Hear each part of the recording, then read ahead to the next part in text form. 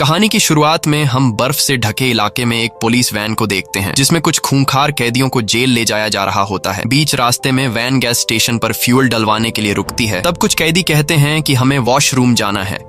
यह सुनकर गार्ड्स पहले तो उन्हें इजाजत नहीं देते, लेकिन फिर गार्ड्स सोचते हैं कि इस बर्फीले इलाके में ये लोग कहां तक भाग पाएंगे और अगर भाग भी गए तो जमा देने वाली सर्दी में ये लोग मारे जाएंगे। इसलिए गार्ड्स इन कैदियों को बाथरूम की तरफ ले जाते हैं। कुछ देर बाद सभी कैदी बाथरूम से होकर वापस वैन में बैठ जाते हैं, लेकिन तभी ऑफिसर देखता है कि एक कैदी जिसका नाम क्रेवन है वो वापस वैन में नहीं आया। और जब वो गार्ड वॉशरूम की तरफ जाता है तो वो देखता है कि क्रेवन नाम का वो कैदी वहीं पर खड़ा हुआ है। इसके बाद वो गार्ड क्रेवन को पकड़कर बाकी कैदियों के साथ जेल में लाता है और क्रेवन को सेल में बंद कर देते हैं। लेकिन यहाँ क्रेवन का रूम पार्टनर कहता है कि मुझे इस सेल में किसी और का आना पसंद नहीं। तब क्रेवन कहता है कि तुम टेंशन मत लो, वैसे भी मैं यहाँ कुछ दिन ही रहूंगा। अब जेल में क्रेवन की पहली रात तो गुजर जाती है और अगली सुबह क्रेवन जब एक्सरसाइज कर रहा होता है तो यहाँ के जो पुराने कैदी होते हैं वो क्रेवन को हल्के में लेकर उस पर हमला कर देते हैं। पर यहाँ क्रेवन उन दो कैदियों को अपना असली चेहरा दिखाता है और उन्हें पीट पीट कर उनका बुरा हाल कर देता है। अब जेल में दो कैदियों को मारने की वजह से गार्ड्स क्रेवन को पकड़कर उसे जेल के वार्डन के पास ले जाते हैं जिसका नाम साइमन है। साइमन क्रेवन से कहता है कि मैंने सुना है कि तुमने यहाँ दो कैदियों को मारा है। चलो ठीक है, आज तुमने ये सब कर दिया, लेकिन दोबारा इस तरह की गलती नहीं करना और अगर यहाँ रहना है तो तुम्हें डिसिप्लिन से रहना होगा, नहीं तो मुझे तुम्हें सुधारने का तरीका आता है। क्रेवन चुपचाप खड़ा होकर उसकी बातें सुन रहा होता है और तभी उसकी नजर जमीन पर पड़े एक शेर पर जाती है जिसे मारकर उसका कालीन बना दिया गया था। ये देखकर क्रेवन को काफी बुरा लगता है। तब वार्डन पूछता है कि तुम इससे पहले क्या करते थे और यहाँ कैसे आए, जिस पर क्रेवन जवाब देता है कि मैं एक हंटर हूँ और तुम जैसे लोगों का शिकार करता हूँ। ये कहते ही क्रेवन वार्डन पर हमला कर देता है और उसके गले पर चाकू से कई बार वार करके उसे मार डालता है। इसके बाद क्रेवन यहाँ से भागने लगता है और वह एक जानवर की तरह खोदते हुए दीवार से चिपककर ऊपर छत पर चढ़ जाता है। यहाँ हमें पता चलता है कि क्रेवन कोई आम इंसान नहीं है, बल्कि उसके पास सुपर नेचुरल पावर्स हैं। इस दौरान गार्ड्स उस पर गोलियां भी चलाते हैं, लेकिन क्रेवन बड़ी आसानी से गोलियों से खुद को बचाकर जेल से बाहर निकल आता है। जेल के बाहर पहले से उसका एक साथी प्लेन लेकर उसका इंतजार कर रहा होता है और प्लेन में आते ही क्रेवन माइक लगाकर किसी से कहता है कि मैंने साइमन को मार डाला। और यहाँ हमें पता चलता है कि क्रेवन कोई कैदी नहीं था, बल्कि वह जानबूझकर एक कैदी के बदले जेल में आया था ताकि जेल का वार्डन जिसका नाम साइमन है उसे मार सके, और उसने अपना काम पूरा कर दिया। अब कहानी यहाँ से जाती है फ्लैशबैक में, यानी कि 16 साल पीछे, जहाँ पर क्रेवन अपने छोटे भाई डिमिट्री के साथ होता है। कुछ देर बाद इन दोनों को स्कूल से लेने के लिए इनके डैड निकोलाई आते हैं। निकोलाई एक बहुत ही अमीर और पावरफुल इंसान है जो इलीगल तरीके से जानवरों को मारकर उनके खाल बेचता है। रास्ते में निकोलाई अपने बेटों से कहता है कि आज तुम्हारी मॉम की डेथ हुई है। उनकी दिमागी हालत ठीक नहीं थी और उन्होंने खुद अपनी जिंदगी का खात्मा कर दिया। ये सुनकर दोनों भाइयों को काफी दुख होता है, पर क्रेवन अपनी माँ की मौत का जिम्मेदार अपने पिता को मानता है, क्योंकि बिजनेस के चलते उन्होंने कभी अपने परिवार को टाइम नहीं दिया। इसलिए आज इनकी माँ इनके बीच जिंदा नहीं है। यहाँ इन दो भाइयों को लग रहा था कि अब वो अपनी माँ के फ्यूनरल में जाएंगे, लेकिन बेरहम निकोलाई अपने बेटों को उनकी माँ के फ्यूनरल पर ले जाने के बजाय जंगल में शिकार के लिए ले जाता है और वहां ये लोग एक बहुत ही खूंखार शेर जिसका नाम जार शेर है उसे ढूंढने लगते हैं। दूसरी तरफ हमें एक लड़की को दिखाया जाता है जिसका नाम कलिप्सो है। वह अपनी ग्रैंड मदर के साथ होती है।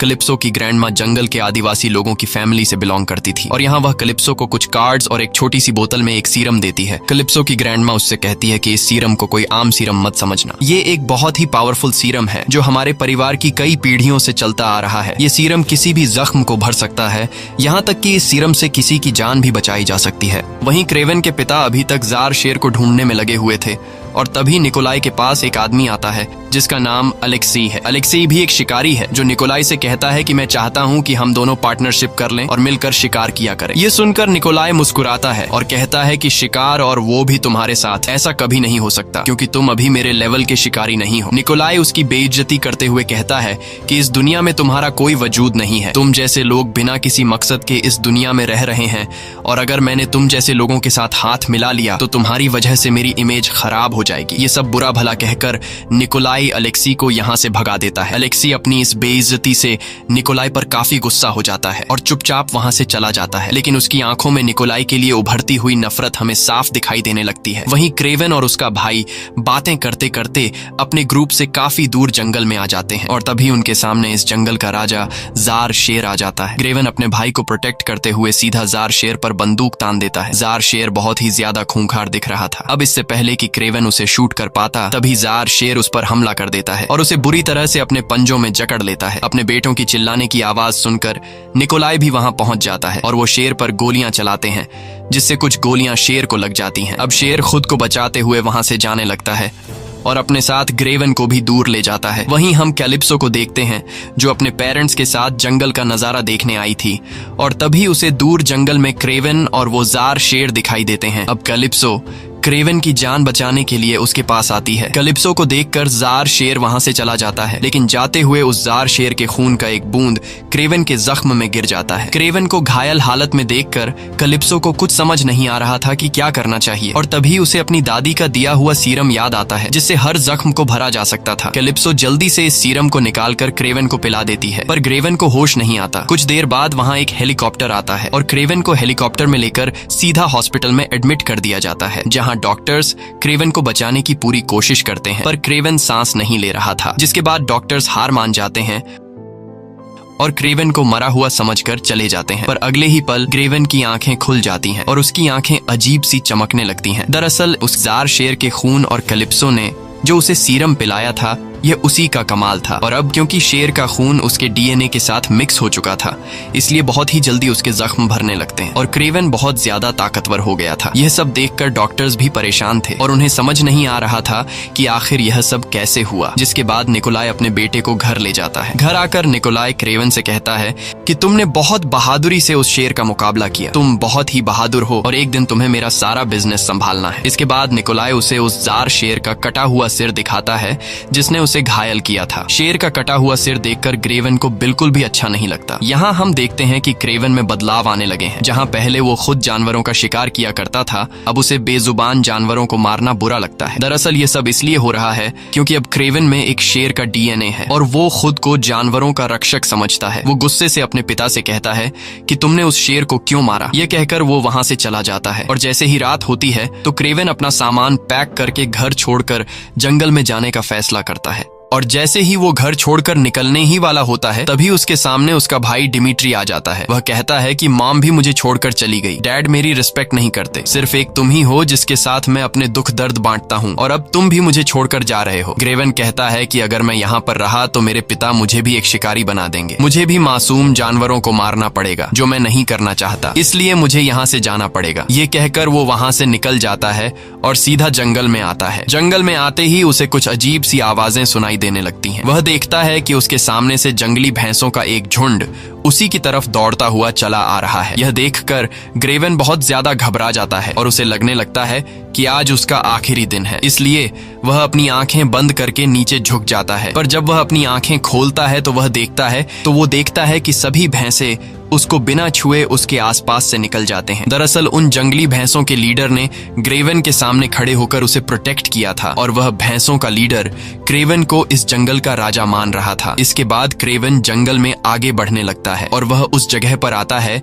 जहां पर वह हमेशा अपनी माँ के साथ आया करता था। क्रेवन अब यहीं पर रहना शुरू कर देता है। क्रेवन को धीरे धीरे पता चलता है कि अब उसके अंदर बहुत सारी शक्तियां आ चुकी हैं और ये इसीलिए हुआ है क्योंकि लायन का डीएनए उसके शरीर में आ चुका है। और एक दिन जब उसे बहुत ज्यादा भूख लगती है तो वह एक हिरण का शिकार करता है और यहाँ पर हम क्रेवन की शक्तियां देखते हैं। वह एक शेर की तरह दौड़ रहा होता है और एक टाइगर की तरह बहुत ऊंची ऊंची जंप कर रहा होता है, जो कोई आम इंसान नहीं कर सकता। एक दिन उसे गोली चलने की आवाज आती है, जिसे सुनकर वह जल्दी से पेड़ के ऊपर चढ़ जाता है, जहां उसे कई किलोमीटर दूर दो शिकारी दिखाई देते हैं जो जंगली भैंसों को मार रहे थे। यह देखकर क्रेवन काफी गुस्सा हो जाता है और वह बहुत तेज रफ्तार से दौड़कर वहां पहुंचता है, लेकिन अब काफी देर हो चुकी थी क्योंकि उन दो शिकारियों ने कई सारी भैंसों को मार डाला था। क्रेवन उन दो शिकारियों से कहता है कि अब तक तुमने जितने जानवरों को मारा है उसके लिए मैं तुम्हें माफ कर दूंगा, पर आज के बाद अगर तुमने यहाँ पर किसी भी जानवर को मारा तो मैं तुम्हें नहीं छोड़ूंगा। यह सुनकर वे शिकारी हंस पड़ते हैं और क्रेवन का मजाक उड़ाते हुए उस पर बंदूक तान देते हैं, लेकिन उन्हें पता नहीं था कि वे किससे पंगा ले रहे हैं। क्रेवन बिजली की रफ्तार की तरह उन पर टूट पड़ता है और उन दोनों शिकारियों को मार डालता है। और यहीं से कहानी फिर से प्रेजेंट में आती है, जहाँ पर क्रेवन जेल के वार्डन को मारकर उसी जंगल में वापस आ चुका है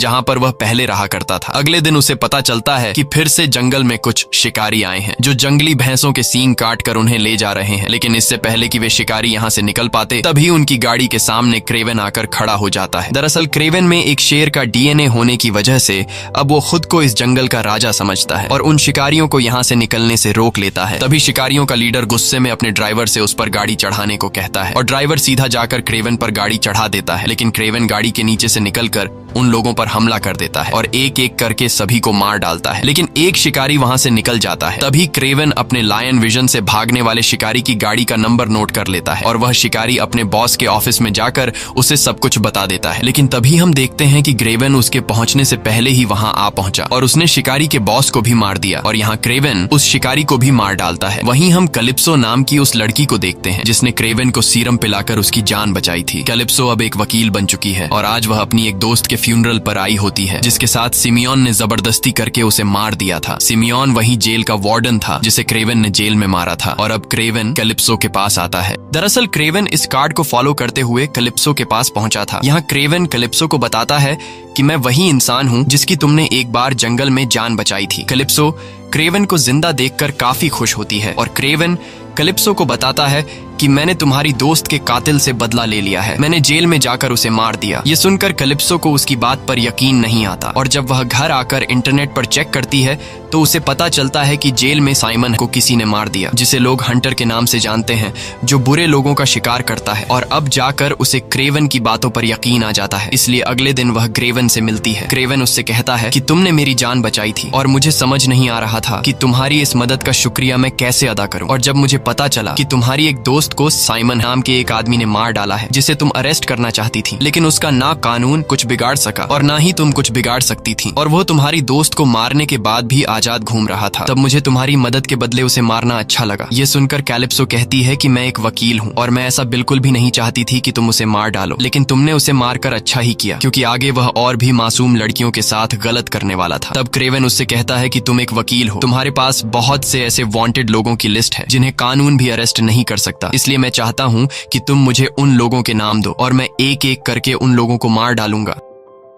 कैलिप्सो उसका साथ देने के लिए तैयार तो हो जाती है, पर वह कहती है कि इससे तुम्हारी जान को खतरा पड़ सकता है। वहीं दूसरी तरफ हमें उस शिकारी को दिखाया जाता है जिसका नाम अलेक्सी है। ये वही शिकारी है जो कभी क्रेवन के पिता के पास आया था। उसने क्रेवन के पिता से कहा था कि हम दोनों मिलकर शिकार करते हैं, लेकिन क्रेवन के पिता ने उसकी बेइज्जती करते हुए इनकार कर दिया। और अब अलेक्सी का एक आदमी उसे बताता है कि क्रेवन नाम का एक आदमी है जो शिकारियों को मार रहा है। यह सुनकर अलेक्सी समझ जाता है कि अगर क्रेवन को रास्ते से नहीं हटाया गया तो एक दिन वह मुझे भी मार डालेगा। इसलिए अलेक्सी कुछ ऐसे लोगों के पास जाता है जिनके लीडर को क्रेवन ने मार डाला था। वो उनसे कहता है कि तुम्हारा लीडर मारा जा चुका है और अब तुम्हारा बिजनेस बिल्कुल बंद पड़ा है, इसलिए अगर तुम लोग मुझे अपने बॉस की जगह दे दो तो तुम लोगों का बिजनेस फिर से स्टार्ट हो जाएगा। यह सुनकर कुछ लोग गुस्सा हो जाते हैं और अलेक्सी पर गोलियां चलाने लगते हैं, लेकिन यहाँ हम देखते हैं कि अलेक्सी पर गोलियों का असर ही नहीं हो रहा और गोलियां उसकी बॉडी के आर पार जाने के बजाय उसकी बॉडी गोलियों को रोक देती है। दरअसल अलेक्सी के पास अब एक ऐसी पावर आ गई है जिससे वह खुद को एक राइनो में बदल सकता है, और राइनो में बदलने के बाद उसकी बॉडी इतनी मजबूत हो जाती है कि बंदूक की गोली उसका कुछ भी नहीं बिगाड़ पाती। वहीं अलेक्सी का शूटर भी यहीं छिपा होता है और जैसे ही वे लोग अलेक्सी को फिर से शूट करने वाले होते हैं तभी अलेक्सी का शूटर उन सभी लोगों को मार देता है जो उसे अपना लीडर नहीं मानना चाहते थे। अब यहाँ सिर्फ एक ही आदमी बचा होता है और वह ये सब देखकर डर के मारे तुरंत अलेक्सी को अपना लीडर मान लेता है। अलेक्सी को आज भी उस दिन की बेइज्जती याद थी जब वह निकोलाई के पास आया था और उसने पार्टनर बनने की पेशकश की थी, लेकिन निकोलाई ने मना कर दिया था। और अब अलेक्सी निकोलाई से अपना बदला लेने के लिए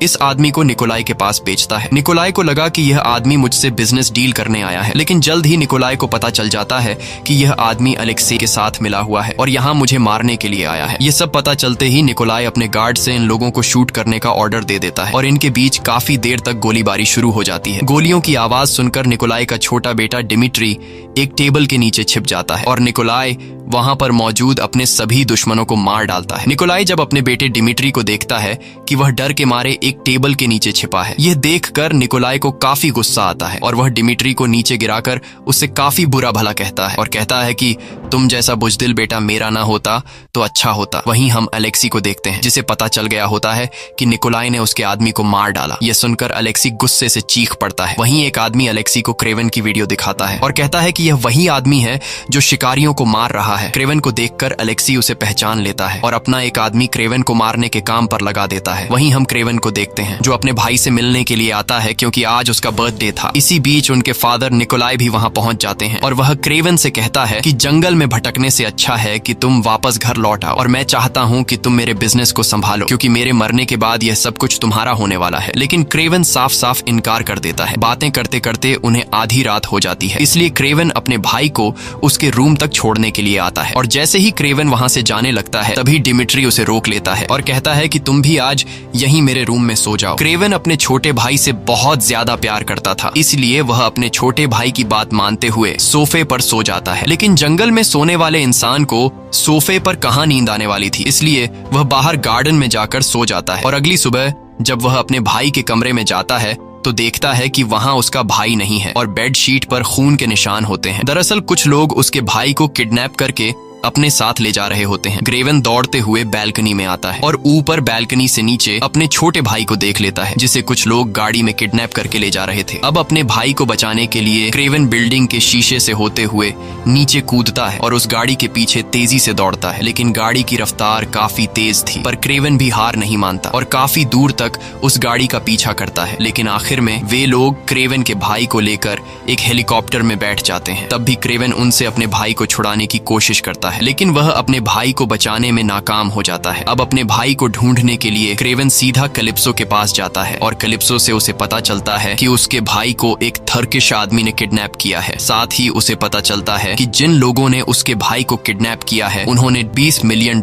की डिमांड की है। क्रेवन के पास तो इतने पैसे नहीं थे, इसलिए वह सीधा अपने पिता के पास जाता है और उससे कहता है कि मुझे $20 मिलियन चाहिए अपने भाई को छुड़ाने के लिए। लेकिन निकोलाई पैसे देने से इनकार कर देता है क्योंकि उसे लग रहा था कि अगर मैंने पैसे दे दिए तो मैं उनके सामने कमजोर दिखूंगा और मैं आज तक किसी के भी सामने झुका नहीं हूँ, इसलिए वो पैसे देने से इनकार करता है। उन किडनैपर्स ने निकोलाई को डिमिट्री की एक कटी हुई उंगली भी भेजी थी, ये साबित करने के लिए कि तुम्हारा बेटा खतरे में है। लेकिन बेरहम निकोलाई को इससे कुछ फर्क नहीं पड़ रहा था और अब क्रेवन जो अपने भाई से बहुत ज्यादा प्यार करता था वह अपने भाई को ढूंढने लग जाता है और कैलिप्सो की मदद से उसे उन किडनैपर्स का एड्रेस भी मिल जाता है और वहां पहुंचकर क्रेवन एक एक करके सभी गार्ड्स को मार डालता है। आखिर में क्रेवन उस किडनैपर को भी पकड़ लेता है जिसने उसके भाई को किडनैप किया था। क्रेवन पहले तो उसे बुरी तरह से मारता है और फिर उससे पूछता है कि मेरा भाई कहाँ है। तब वह टर्किश आदमी बताता है कि इस वक्त तुम्हारा भाई अलेक्सी के पास है। वहीं अलेक्सी को दिखाया जाता है जिसके पास इस वक्त क्रेवन का भाई होता है। अलेक्सी डिमिट्री पर बंदूक तान कर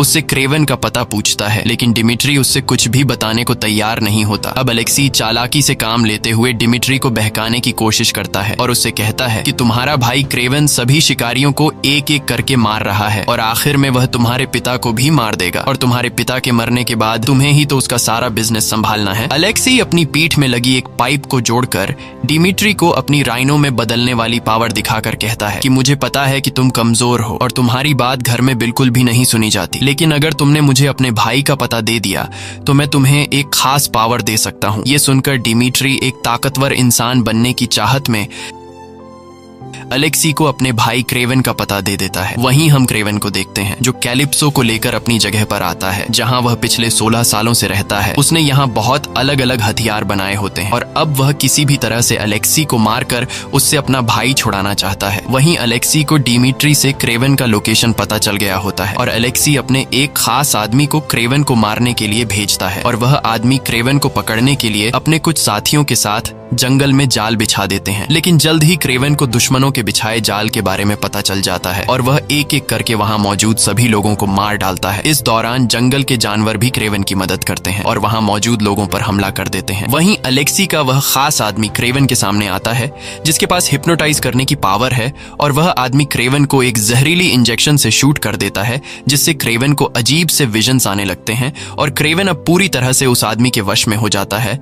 लेकिन इससे पहले कि वह आदमी क्रेवन को मार पाता तब कैलिप्सो क्रेवन की मदद करती है और उस आदमी को सिर में तीर मारकर उसे खत्म कर देती है, जिसके बाद वह क्रेवन को होश में लाती है।